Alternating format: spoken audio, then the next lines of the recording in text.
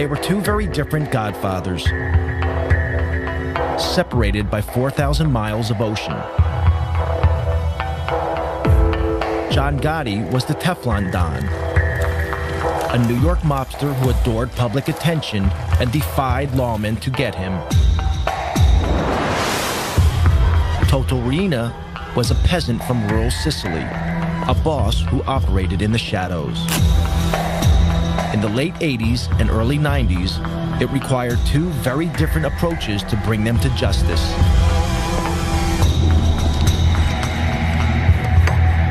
In the United States, crime fighters were tireless in their pursuit of Gotti. If you'll disregard my phone calls, I'll blow you and the house up. In Sicily, it would take a revolution by the people of Palermo to put Riina behind bars.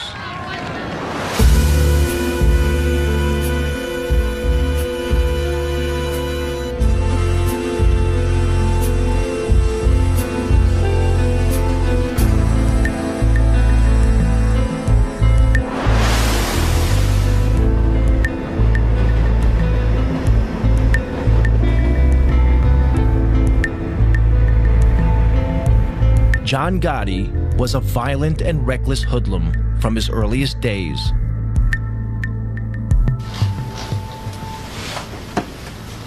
Henry Hill, a young gangster, was drinking in a bar when he first came across the teenage Gotti. All of a sudden, John comes in, that bust up.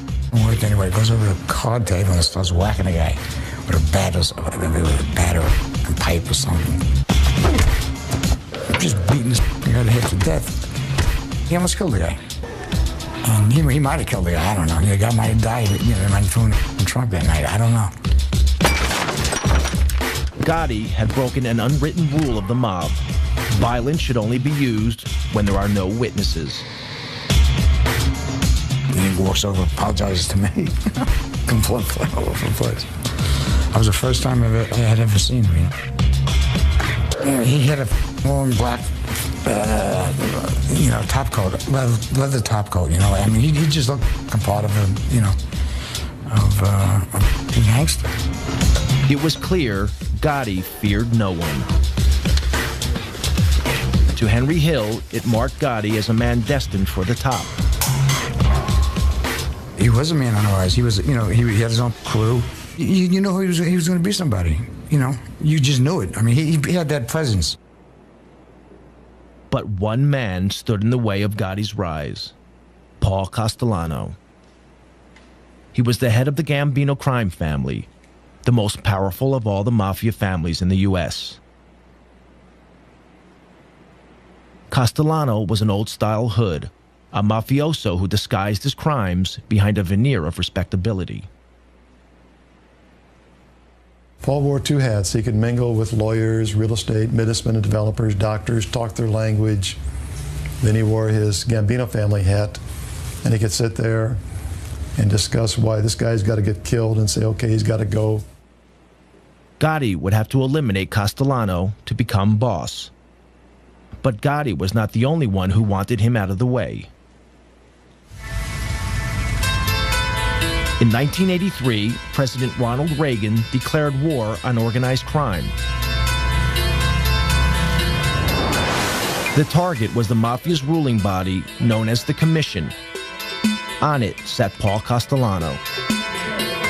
Under America's tough anti-mafia RICO legislation, crime fighters could prosecute Castellano and the other bosses for running a criminal enterprise, if they could prove the Commission was meeting. The Commission was so secret, the only proof the FBI had was from 1957, when police raided an infamous mob gathering.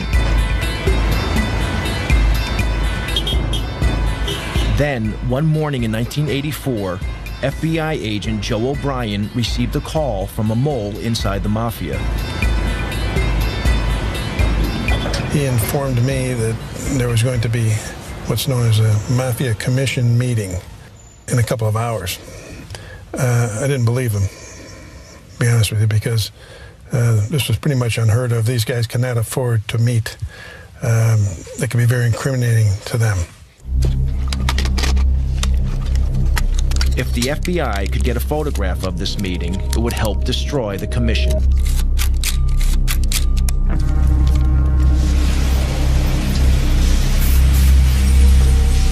O'Brien and fellow agent Andy Currens staked out this building, a small house on Cameron Avenue, Staten Island, that belonged to a relative of a senior Mafia Don. The agents hid in the back of an unmarked van, a few hundred yards down the road. Van was right back here, right about where the white car is, right in front of the 54 there. That's about where we were parked. And we had a nice straight shot. There were no cars at that time. We had a straight shot down the street to 34 Camera. So we sat there for 3 hours till about 4:30. And then they started coming out crime family by crime family. The top men in the Gambino, the Lucchese, the Colombo, and the Genovese families all emerged.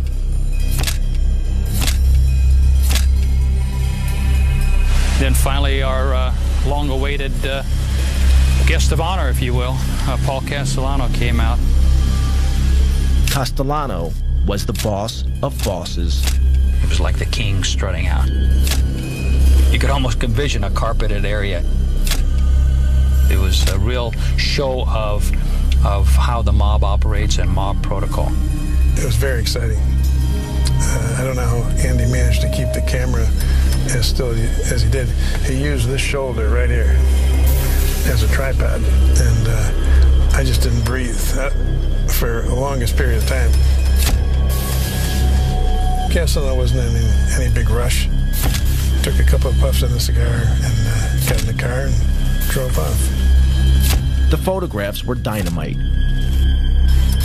The FBI knew that such striking visual evidence was just the thing to put in front of a jury. In February 1985, the FBI seized all 5 members of the commission. Agents O'Brien and Currens arrested Castellano and drove him to FBI headquarters in Manhattan. Federal authorities and New York City and state law enforcement officials today announced one of the most important indictments of Mafia bosses in this nation's history. In the car on the way to FBI headquarters, Castellano heard a radio news bulletin about the arrests. Charges of racketeering and extortion. The charges carry prison sentences of up to 20 years. From New York, NPR's Mike Schuster. It was the beginning of the end of Castellano's reign. Made their move late last night. Among those now facing federal racketeering and extortion charges are Paul Castellano, head of the Gambino family. The key to the investigation was an electronic bug. He turned to Joe, I remember, and he said, "Is that true? Is that true? You listened to my private conversations?" Prosecutors say the recordings are of superb quality. You could almost hear him like groan. The agents thought Castellano was squirming because they had taped his criminal conversations. But Castellano realized they had also learned about his secret affair with his young Colombian maid. This was very embarrassing to him. It's a little embarrassing to us, too, for that matter. He's almost like a little boy now, confessing this, something that he did was bad. He's not talking about it was bad that I murdered people or had, on my authority, people were murdered. I'm embarrassed because I had this relationship with this young woman who was my maid, you know, right under my wife's nose. This was a revelation a Mafia Don could not afford. He'd broken one of Mafia's most sacred rules. It was okay to maim and murder, but not to publicly dishonor your wife. Castellano awaited trial where the photos would be key evidence.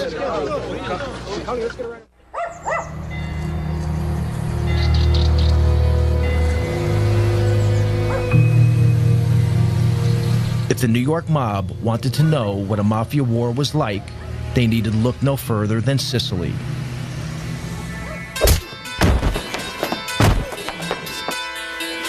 Here, the Mafia's boss was Toto Riina, an elusive, psychopathic killer from the town of Corleone.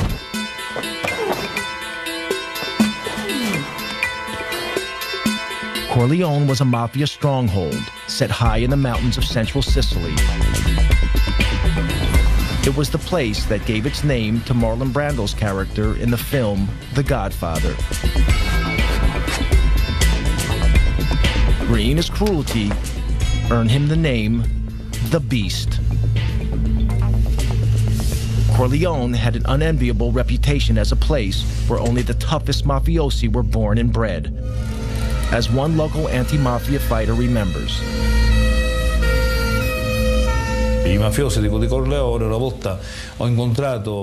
I once met a Corleone Mafia person, and he looked me straight in the eye and said, "Listen, to be a real man, you need to have spent a few years in jail." This is the philosophy of the Corleone Mafia. For them, going to jail is like a baptism. A mafia member who hasn't been to jail isn't a real mafioso.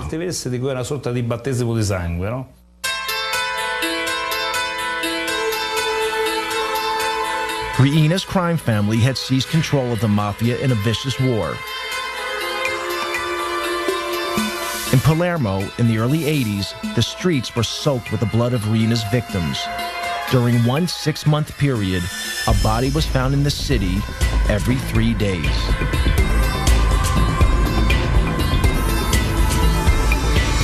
Palermo's mayor was Leo Luca Orlando, elected to office promising to end such crimes. Even 20 years later, his courageous stand means he must have an armed guard 24 hours a day. Palermo was a city just living in silence and in dark. The way the citizens to avoid to be involved in these killings was to deny that the mafia does exist. Just to say, we don't see, we don't speak, we don't hear, it's not our problem, they kill each other, there's no risk for us. If we don't speak about the mafia, we will never be killed. The man leading the hunt for Riina was an investigating magistrate named Judge Giovanni Falcone. He had grown up in a rough area of Palermo, where some of his schoolboy friends later became mafiosi. Unlike them, he had chosen to fight for the law rather than against it. From his headquarters in Palermo's Palace of Justice, Falcone had been battling the mafia for over a decade.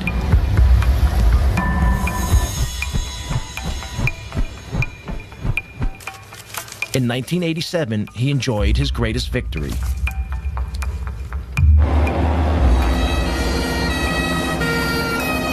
In the Maxi trial, over 300 mafiosi have been sent to prison, their sentences totaling almost 3,000 years. It was the most stunning blow the Sicilian mafia had ever received.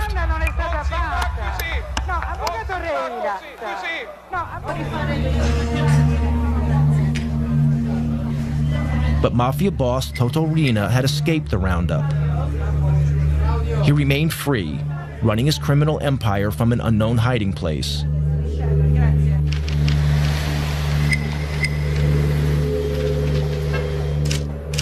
Falcone faced another danger, this one closer to home. He had few friends at the Palace of Justice. The people of Palermo stood on the sidelines, waiting to see who would come out on top, Falcone or the Mafia. Falcone rented a vacation apartment on the beach, half an hour's drive from Palermo. When he went there, it seemed that most of Palermo knew about it.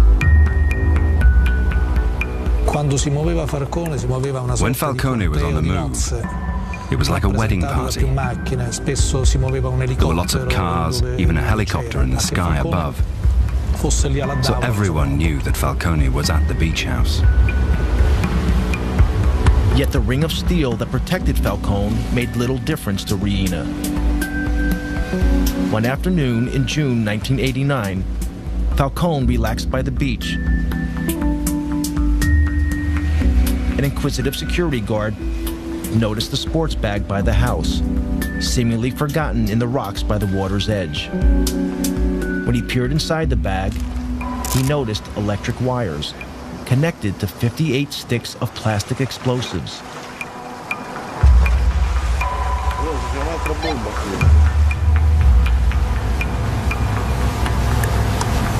The bag was wired to explode if it was picked up. The bomb did not go off. Falcone had cheated death.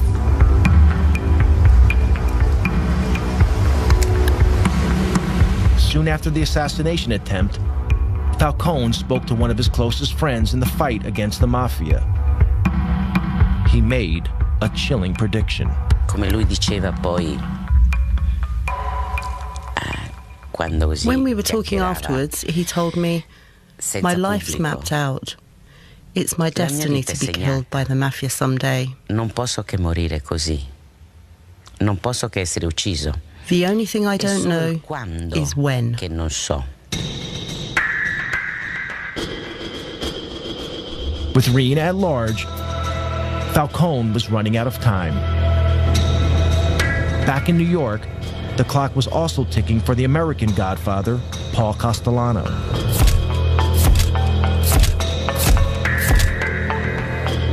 Castellano waited for his trial on racketeering charges.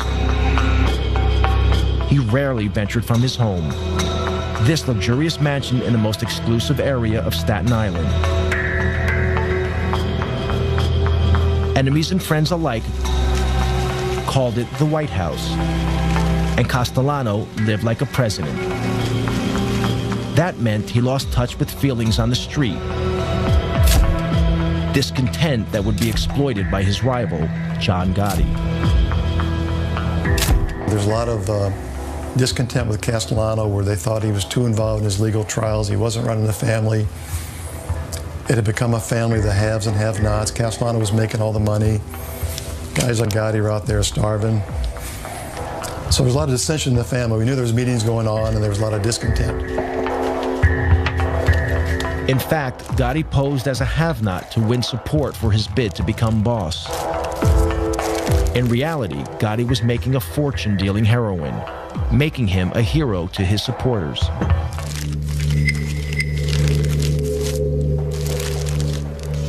The law was onto Gotti's crew for drug dealing. That brought more heat on Castellano. So he planned to break up Gotti's crew. Gotti knew he had to act. The stage was set for a showdown.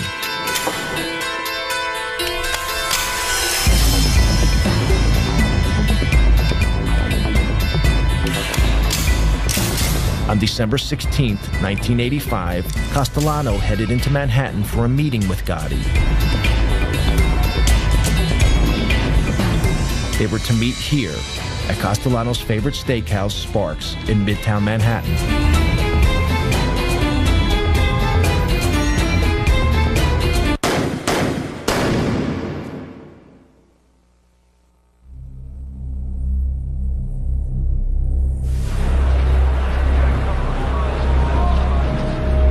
Outside the restaurant, Castellano and his driver were shot dead. Such a daring public murder shocked New Yorkers. It made the new Gambino boss a celebrity overnight.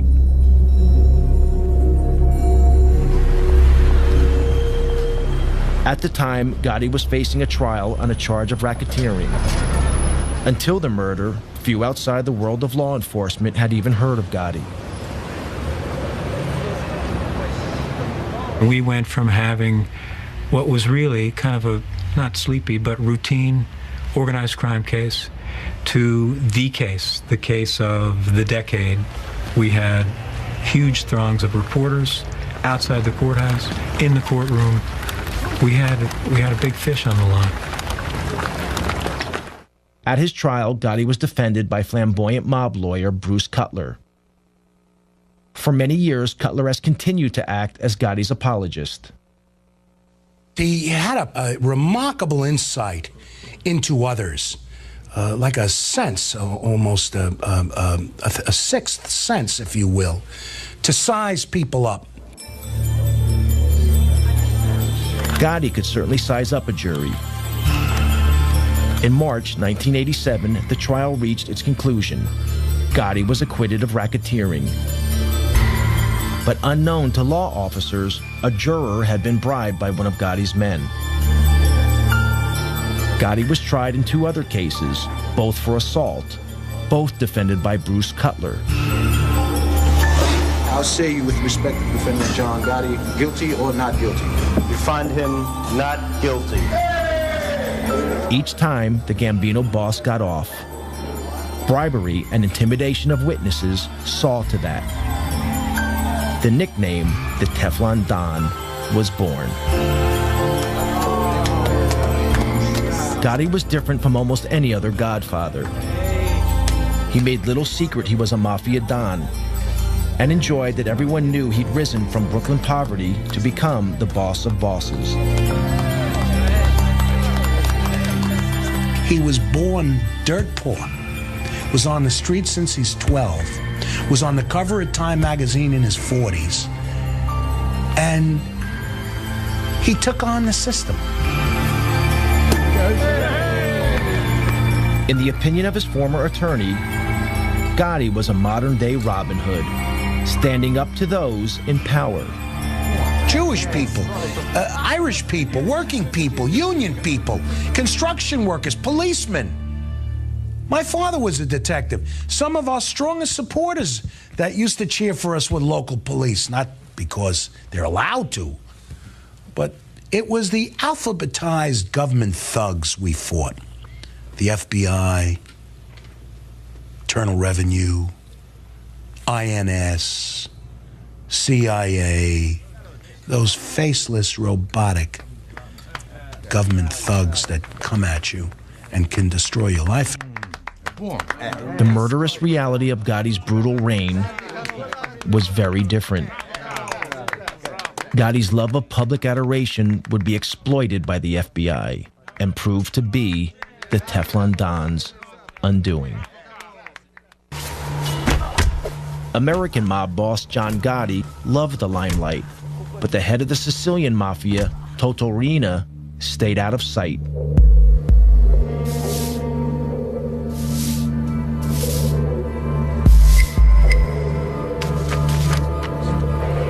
Prosecutor Giovanni Falcone was determined to hunt him down.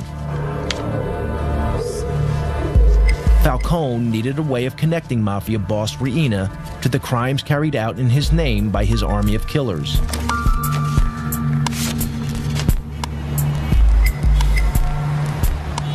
The answer was in America. Richard Martin was a leading official in the U.S. Department of Justice.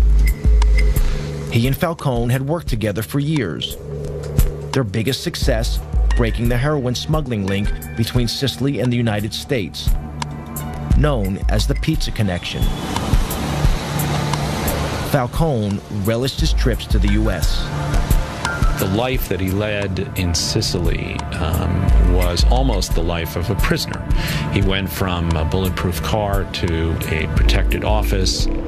Instead, when he came to New York, he could go shopping, he could go to restaurants, he could come to our offices, we could go to our homes and meet our families together. And so for him, New York was like freedom. Falcone's visits to New York were for more than pleasure. He had been impressed by America's tough anti-mafia laws. Laws that allowed the U.S. government to target Mafia boss Paul Castellano and to bust the commission. I think it also liberated his thinking and allowed him to sort of see beyond his own sort of realm coming here. So I think he not only enjoyed it, but I think it was very good for his vision of the way that he was going to attack the Mafia and the way in which he would work with Italian law enforcement.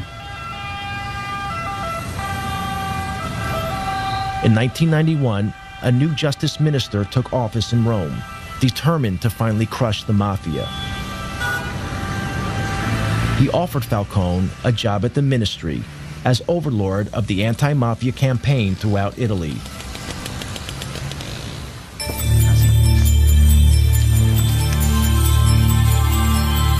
Falcone jumped at the chance of leaving Palermo and putting into practice the lessons he had learned in the United States.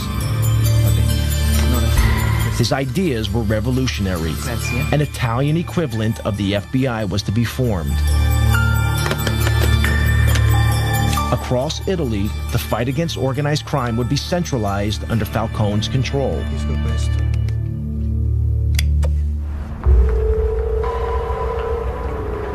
Reina, the beast from Corleone, felt threatened. A few years before, he had failed to kill Falcone at his beach house. Now, Reina would try again.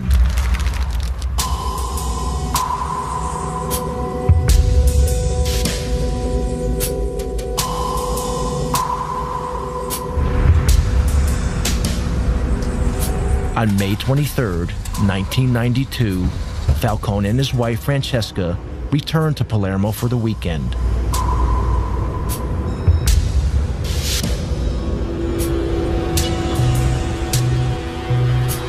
A few miles from the airport, several of Reina's men had placed a half-ton bomb in a drain pipe under the highway that ran from the airport to the city. The men hid in a building above the road, armed with a remote-controlled detonator.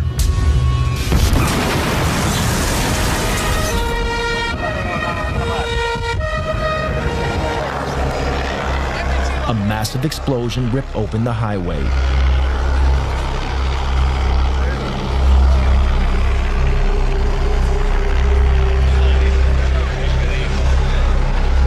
The explosion was so enormous, it registered on local earthquake monitors.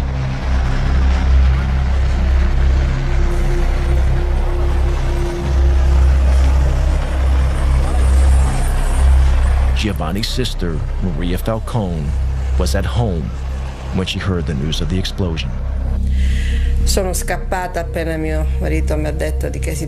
When my husband told me what had happened, I rushed out of the room. I phoned the police.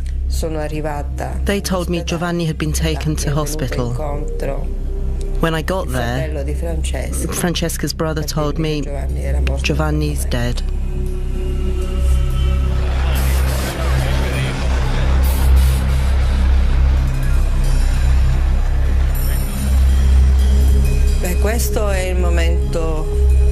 This was the saddest moment ever.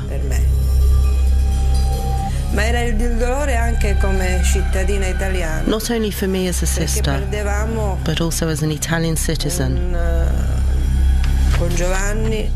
Because we felt that in losing Giovanni, our greatest chance of beating the Mafia had gone.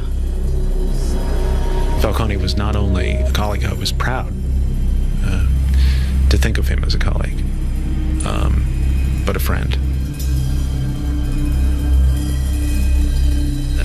I was enormously saddened,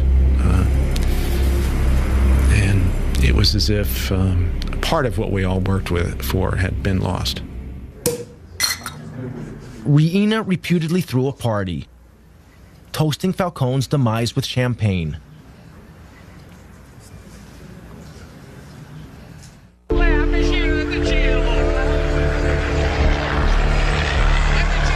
Along with Falcone, his wife Francesca and 3 bodyguards were also killed.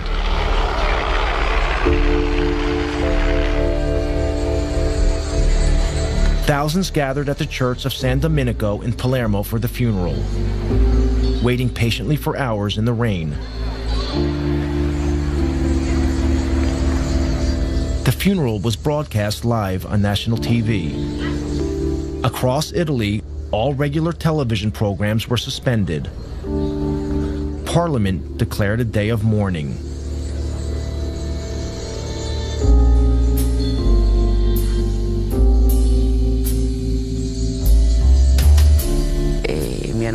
When they asked me what I did when I heard the news, I said I cried. Someone said, "But you're Judge Ferraro. What do you mean you cried?" I replied, "Yes, I cried, and I'm not in the slightest bit ashamed of it." Italy was shocked and angered. It didn't deter Toto Riina. Anyone who stood in his way would meet a similar fate.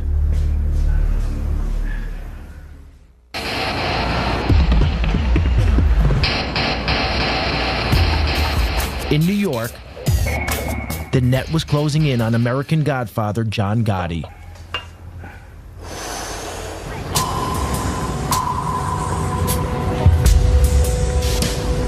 This clothing store in Manhattan's Little Italy was once the Ravenite Social Club, the nerve center of the Gambino crime family operation.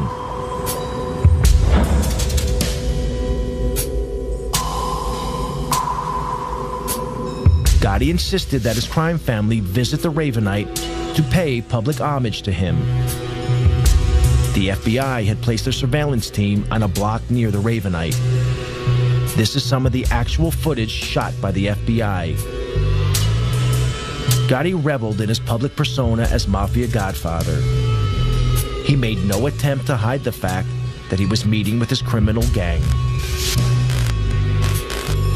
The rest of the family was required to come down there as a command performance to meet with John, discuss business, kiss his rear end, give him money, what have you.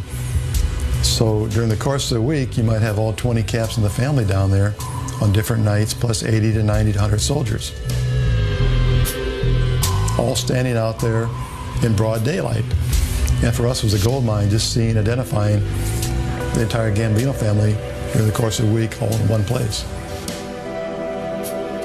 Pictures, though, were not enough. To get a conviction, the FBI also needed to hear Gotti talking about his crimes. They had bugged the Ravenite, but the mics had so far failed to pick up much. Then they had a break. An informant told them Gotti always held his most important meetings in an apartment upstairs, owned by the elderly widow of a Gambino member.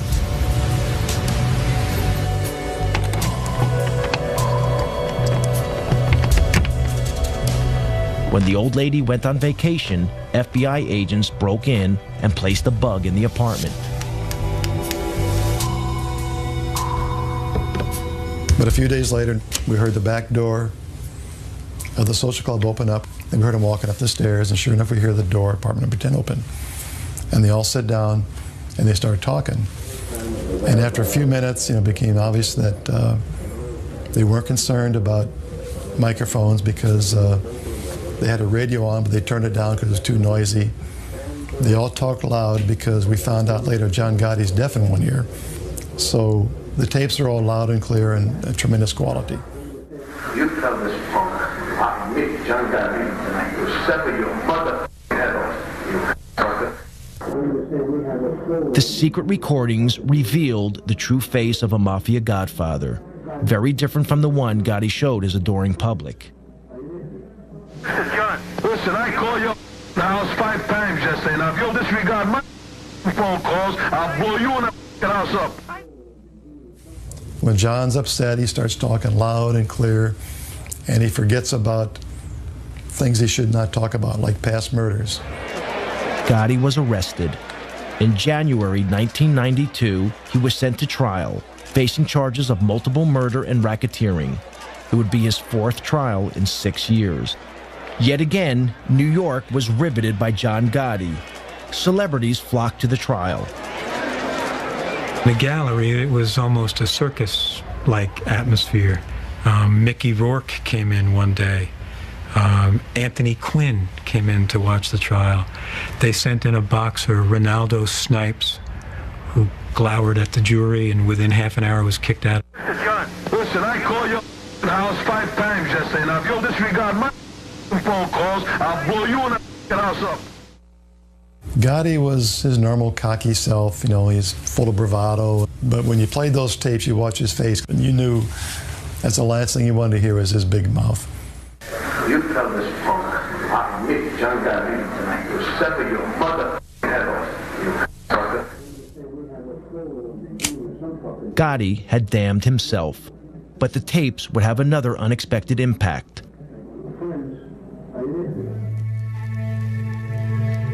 Also arrested with Gotti was his loyal right-hand man, Sammy the Bull Gravano. Dominic Montiglio went to school with Gravano. Later, both men would become mobsters with the Gambino crime family. Sammy was always a tough kid. He and I went to school together from when we were like in kindergarten. I mean, he killed his brother-in-law. You know, Louis, which was like his childhood friend. I mean, you know, Louis Melito. They grew up together and hung out together. They stole together. They did all of that. He killed Louis. You couldn't trust Sammy. Gravano had become disillusioned with Gotti. To Gravano, a real godfather shouldn't be courting publicity. He should be operating in the shadows, like Paul Castellano had done. But Gotti had no respect for anyone, including his underboss, something that the FBI exploited. At a pretrial hearing, Agent Bruce Mao played Gotti and Gravano a tape. On it, Gotti was extremely critical of his underboss. I met you, and you too. Well, finally, and Sandy, you might not put a picture about that. So when we was looking at the time, he's going to jail. And so you got Gravano and Gotti sitting side by side at the defense table, and we start playing that tape. And Sammy turns red. He's starting to explode. He's just ready to burst. John Gotti, for the first time, is embarrassed. He's turning white. He just wants to duck under the table. He's so embarrassed because he knows he got caught bad mouthing his consigliere, his underboss, his right-hand man. Gravano would be the final nail in Gotti's coffin. Bruce calls me one day at my desk. He says to me, "You sitting down?" I said, "Yes, I'm sitting down." He said, "Sammy wants to cooperate." Sammy was brought in the room. He walked over, shook my hand, and said, "I want to go from our government to your government." Never before had so senior a figure betrayed the American mob. Gravano's testimony landed the killer blow in court.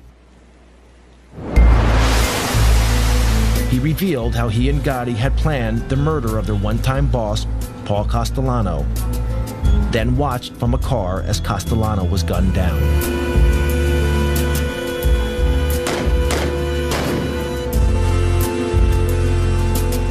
Gravano was a fantastic witness, and John Gotti acted like someone who knew he was going to be convicted, and he was really worried about it. He was ornery, snapping at me, snapping at his lawyers. It was, I enjoyed watching it. In April 1992, Gotti was found guilty on 13 charges, including murder and racketeering. The judge sent the Godfather to one of the toughest jails in the U.S., Marion Federal Penitentiary in Marion, Illinois. The sentence was steep, life without the possibility of parole. Despite the evidence of the tapes and Gravano's testimony, Gotti's attorney in his first 3 trials still protest Gotti's innocence. If you're asking me, do I agree with the label that he was boss of some Gambino group, I say no. To you, I've said no all my life. He said no. I don't say he was an altar boy or a saint. He was one tough cookie. But he said he was not part of any mob.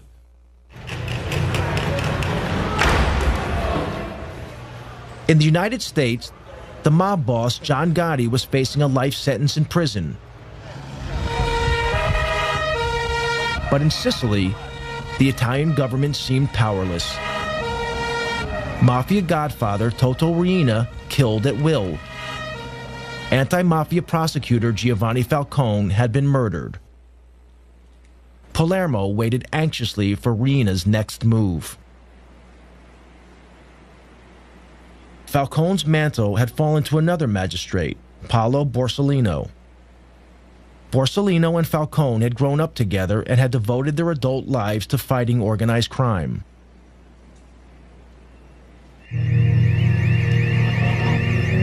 On Sunday afternoon, July 19, 1992, 2 months after the murder of Falcone, Borsellino visited his elderly mother in this apartment block, as he did every weekend.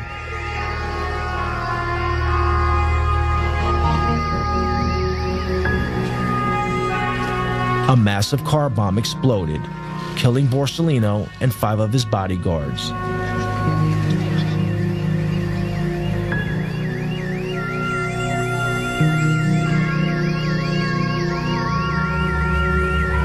This outrage was the final straw. It caused a revolution against the Mafia, led by the people of Palermo. After the killing of Paolo Borsellino, the reaction of people, of population in Palermo was enormous. The women, the children, the people reacted just crying, basta, no more, enough is enough. Enough was enough. Thousands poured onto the streets of Palermo in a wave of anger unprecedented in Sicilian history.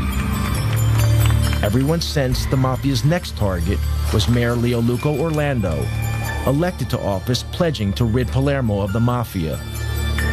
When he appeared in public, women and children threw a protective cordon around him, daring the Mafia to kill them to get to the mayor. They sent a clear message. The message was that I was not alone. The message was that the Mafia can kill a man. The Mafia can kill 10 men, but the Mafia cannot kill thousands and thousands of women and children. It was the beginning of the end. People power had beaten down the Mafia.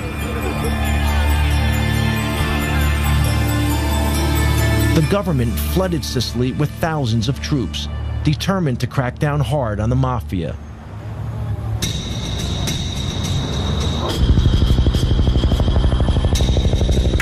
In January 1993, Italian police nabbed the biggest prize of all. Following a tip-off, Toto Riina was finally arrested.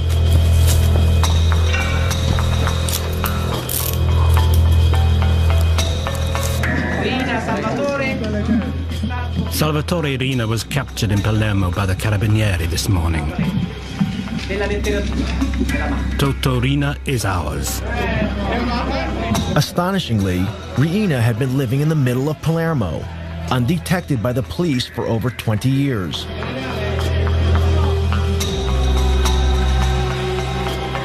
When Riina was paraded in public, Italians were shocked. This inoffensive-looking, peasant-like character was responsible for the brutal slayings of Falcone and Borsellino, along with hundreds of others. At his trial, Riina painted himself as a poor old man who knew nothing about the Mafia.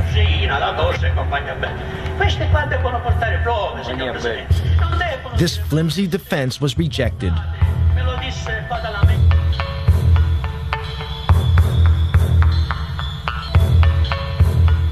Riina was sentenced to life imprisonment to be served away from Sicily in a jail on the Italian mainland.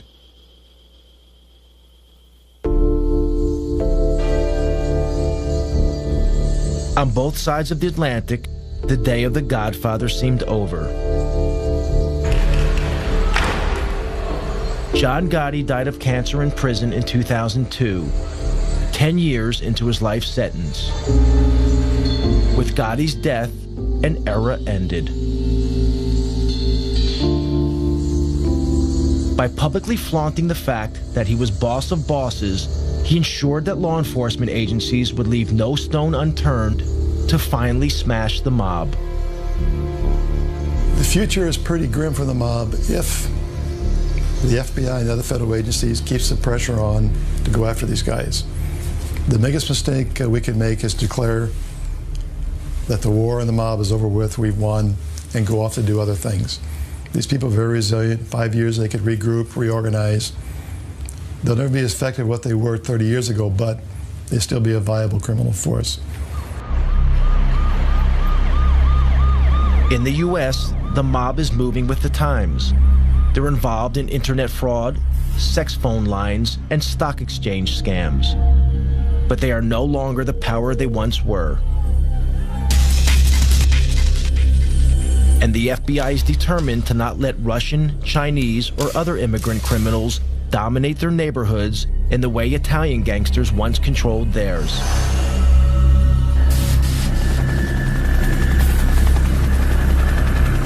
In Sicily, they are also keeping the pressure on. Yet in these hills, even with Riina in prison, the Mafia is still here. Invisible, but deadly. Today, there are new leaders. They are also from the Mafia stronghold of Corleone. They have turned their backs on the self-defeating tactics of Toto Riina. No longer do they assassinate public officials. Like the leaders of old, they prefer to pull the strings from the shadows. Forse vivemmo tutti quanti una vera grande illusione che I think we were all a bit deluded. Maybe we were just kidding ourselves that we could destroy the Mafia with just 4 moves on a chessboard. In the US, the mob is finally in retreat. But in Sicily, it is rising from the ashes, adapting itself to the times, changing tactics to ensure that its power remains as unshakable today as it ever was.